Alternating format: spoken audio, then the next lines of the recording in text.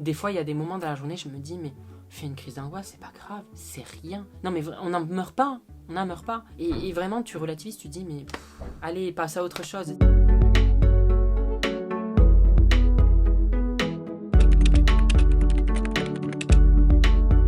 Toute ma vie tourne autour de mes crises d'angoisse. C'est-à-dire que par exemple, si je vais aller faire les courses, tout va être calculé. Je vais y aller à une heure où il n'y a pas trop de monde, je vais réfléchir à tout. Si je vais à une soirée, je vais réfléchir à est-ce qu'il y a du monde que je ne connais pas, où c'est. Je ne vais pas dans les bars, je ne vais pas dans les restaurants, je ne vais pas dans les centres commerciaux ultra bondés, ou alors j'y vais très tôt. Je ne vais pas dans des soirées où je connais personne. Il y a tellement de choses. Je ne vais pas aller sur Paris, par exemple. Mon agence dans laquelle je suis point d'orgue, pour l'instant, c'est pas d'actualité que j'y aille. Alors oui, je peux voyager, c'est vraiment ce qui m'anime le plus et ce qui me détend le plus, parce que quand je voyager. Par exemple, je suis allée en Guadeloupe, je suis allée à Martinique. Bon, je devais aller à La Réunion, à l'île Maurice, mais Covid nous a bloqués ici.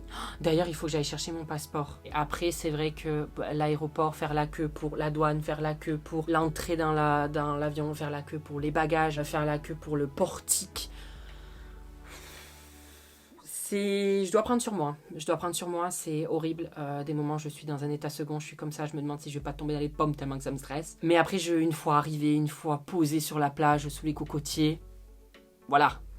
Toute ma vie est pensée autour des crises d'angoisse. En fait, je suis habituée à ça, en fait. Tout est chronométré, tout est prévu à l'avance. Donc, en fait, je suis habituée à être dans cette situation-là. Donc, en fait, je ne vis plus les crises d'angoisse parce que je les évite. Donc, je ne les ai plus. C'est un peu triste, mais je suis tellement habituée que ça me fait plus rien. C'est la dernière. Je pense que c'était un magasin, un supermarché où je faisais la queue à une caisse et en fait ça n'avançait pas parce qu'on avait un vieux qui mettait 10 ans avec ses billets. Ou non, ça devait être une personne qui a oublié d'acheter un truc et qui est partie en courant au rayon légumes se chercher ses tomates et qui a passé un temps fou et on attendait tous comme ça. Et c'est le moment en fait où j'attends et je me dis je peux pas sortir, je suis bloquée en fait dans cette queue et je peux rien faire en fait, je peux pas partir. Et c'est là où je commence à rentrer dans un cercle vicieux. Et j'ai toujours été quelqu'un d'angoissé. Après tous les professionnels de santé que j'ai vus, on m'a toujours dit tu as un papa très angoissé, tu as une mère très angoissée, tu as été éduqué dans l'angoisse sans leur rejeter la faute. Depuis tout petit, j'ai vécu d'un très speed stressé, voilà. Manquait plus que les crises d'angoisse, on était bon quoi.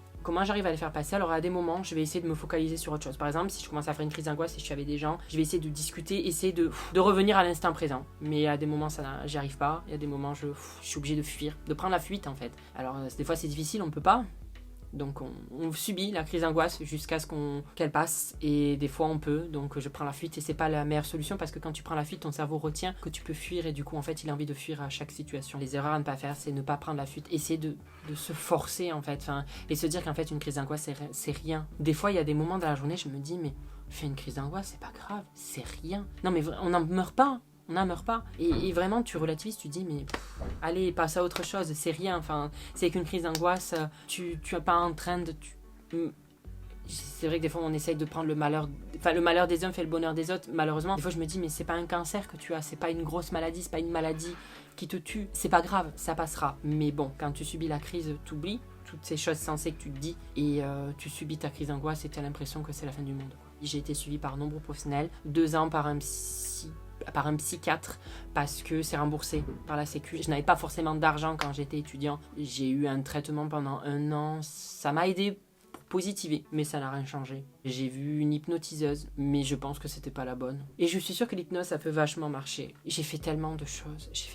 Et là, en ce moment, je vois une psychologue. Maintenant, comme je vis des réseaux sociaux, j'ai un peu plus de moyens, donc je peux payer une psychologue à plein pot quoi, avec comme thérapie le MDR. Je pourrais pas expliquer vraiment ce que c'est parce que c'est hyper long à expliquer, mais en fait quand j'ai parlé de mes crises d'angoisse, énormément de personnes en message privé m'ont dit mais essaye le MDR. Les gens qui ont été victimes au Bataclan ont tous, si je dis pas de bêtises, été traités par le MDR et apparemment ça a énormément marché. Alors moi j'ai pas subi de traumatisme comme eux, jamais je dirais que mes problèmes sont tout aussi importants que ceux qu'ils ont vécu, mais apparemment ça marche aussi pour les gens qui sont angoissés, qui ont eu des petits traumatismes. Je pensais au tout début être zinzin, complètement taré, parce que quand tu racontes aux gens, les gens ils te disent oh mais c'est rien, oh là là t'as fait tout un plat, t'as l'impression d'être zinzin, et pas du tout, on est énormément, sachez-le, on est énormément. Il faut essayer de s'en sortir, le mieux c'est le plus tôt possible, parce que moi ça fait 10 ans et du coup pour m'en défaire ça va être beaucoup plus compliqué que quelqu'un qui en fait depuis 1 an.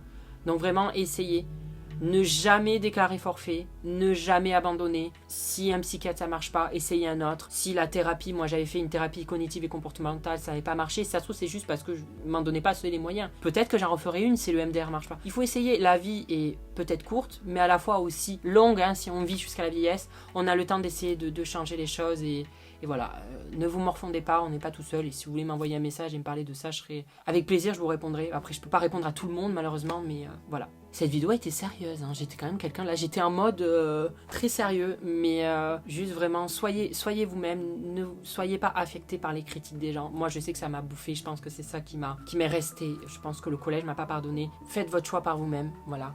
Et ça ira beaucoup mieux. Voilà, je vous fais de gros bisous. Merci Melty pour l'opportunité de l'interview. Comme vous voyez, je ne l'ai pas fait sur Paris parce que c'est impossible pour moi d'aller sur Paris. Mais en tout cas, je leur remercie d'avoir accepté du coup que je fasse une interview chez moi, quoi. Voilà, et merci pour l'opportunité. Bisous.